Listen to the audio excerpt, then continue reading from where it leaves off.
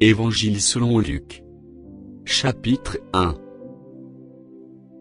Plusieurs ayant entrepris de composer un récit des événements, qui se sont accomplis parmi nous, suivant ce que nous ont transmis ceux qui ont été des témoins oculaires dès le commencement et sont devenus des ministres de la parole, il m'a aussi semblé bon, après avoir fait des recherches exactes, sur toutes ces choses depuis leur origine, de te les exposer par écrit d'une manière suivie, excellent Théophile, afin que tu reconnaisses la certitude des enseignements que tu as reçus.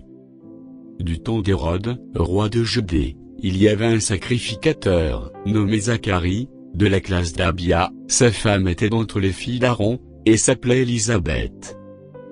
Tous deux étaient justes devant Dieu, observant d'une manière irréprochable tous les commandements, et toutes les ordonnances du Seigneur. Ils n'avaient point d'enfant, parce qu'Élisabeth était stérile, et ils étaient l'un et l'autre avancés en âge.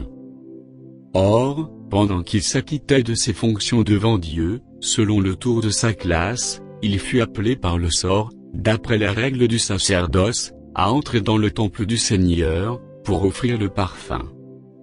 Toute la multitude du peuple était dehors en prière, à l'heure du parfum.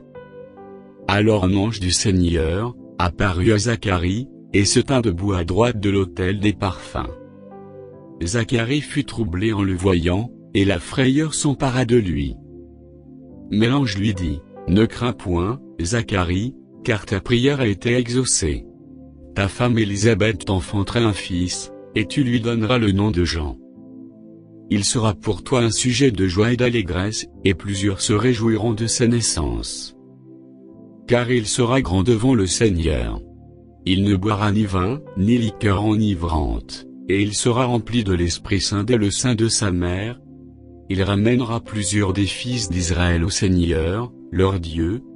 Il marchera devant Dieu, avec l'esprit et la puissance d'Élie, pour ramener les cœurs des pères vers les enfants, et les rebelles à la sagesse des justes, afin de préparer au Seigneur un peuple bien disposé. » Zacharie dit à l'ange, « À quoi reconnaîtrai-je cela?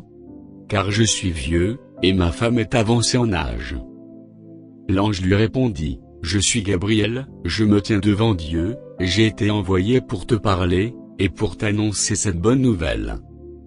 Et voici, tu seras muet, et tu ne pourras parler jusqu'au jour où ces choses arriveront, parce que tu n'as pas cru à mes paroles, qui s'accompliront en leur temps. » Cependant, le peuple attendait Zacharie, s'étonnant de ce qu'il restait si longtemps dans le temple. Quand il sortit, il ne put leur parler, et ils comprirent qu'il avait eu une vision dans le temple, il leur faisait des signes, et il resta muet. Lorsque ses jours de service furent écoulés, il s'en alla chez lui. Quelque temps après, Élisabeth, sa femme, devint enceinte. Elle se cacha pendant 5 mois, disant, « C'est la grâce que le Seigneur m'a faite, quand il a jeté les yeux sur moi pour ôter mon opprobre parmi les hommes. » Au 6e mois, l'ange Gabriel fut envoyé par Dieu dans une ville de Galilée, appelée Nazareth, auprès d'une vierge fiancée à un homme de la maison de David, nommé Joseph. Le nom de la vierge était Marie. L'ange entra chez elle, et dit, « Je te salue, toi à qui une grâce a été faite, le Seigneur est avec toi. » Troublée par cette parole, Marie se demandait ce que pouvait signifier une telle salutation. L'ange lui dit, « Ne crains point, Marie, car tu as trouvé grâce devant Dieu. Et voici, tu deviendras enceinte et tu enfanteras un fils, et tu lui donneras le nom de Jésus. Il sera grand et sera appelé Fils du Très-Haut, et le Seigneur Dieu lui donnera le trône de David, son père. Il régnera sur la maison de Jacob éternellement, et son règne n'aura point de fin. » Marie dit à l'ange, « Comment cela se fera-t-il, puisque je ne connais point d'homme? » L'ange lui répondit, « Le Saint-Esprit viendra sur toi, et la puissance du Très-Haut te couvrira de son ombre.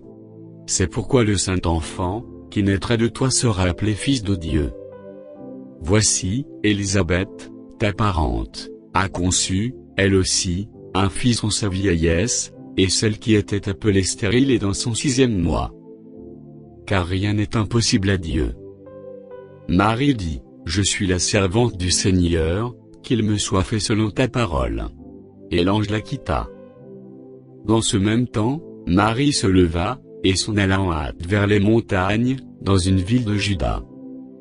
Elle entra dans la maison de Zacharie, et salua Élisabeth. Dès qu'Élisabeth entendit la salutation de Marie, son enfant tressaillit dans son sein, et elle fut remplie du Saint-Esprit. Elle s'écria d'une voix forte, « Tu es bénie entre les femmes, et le fruit de ton sein est béni. Comment m'a-t-il accordé que la mère de mon Seigneur vienne auprès de moi? Car voici, aussitôt que la voix de ta salutation a frappé mon oreille, l'enfant tressaillit d'allégresse dans mon sein. Heureuse celle qui a cru, parce que les choses qui lui ont été dites de la part du Seigneur, auront leur accomplissement. » Et Marie dit, « Mon âme exalte le Seigneur, et mon esprit se réjouit en Dieu, mon Sauveur, parce qu'il a jeté les yeux sur la bassesse de sa servante. Car voici, désormais toutes les générations me diront bienheureuse, parce que le Tout-Puissant a fait pour moi de grandes choses. Son nom est saint, et sa miséricorde s'étend d'âge en âge sur ceux qui le craignent. Il a déployé la force de son bras, il a dispersé ceux qui avaient, dans le cœur des pensées orgueilleuses. Il a renversé les puissants de leur trône, et il a élevé les humbles. Il a rassasié de biens les affamés, et il a renvoyé les riches avides. Il a secouru Israël, son serviteur, et il s'est souvenu de sa miséricorde, comme il l'avait dit à nos pères, envers Abraham et sa postérité pour toujours. » Marie demeura avec Élisabeth environ 3 mois. Puis elle retourna chez elle. Le temps où Élisabeth devait accoucher arriva, et elle enfanta un fils. Ses voisins et ses parents apprirent que le Seigneur avait fait éclater envers elle sa miséricorde, et ils se réjouirent avec elle. Le 8e jour, ils vinrent pour circoncire l'enfant, et ils l'appelaient Zacharie, du nom de son père.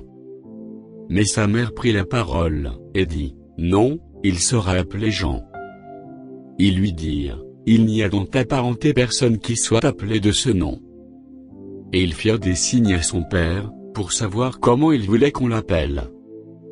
Zacharie demanda des tablettes, et il écrivit, Jean est son nom.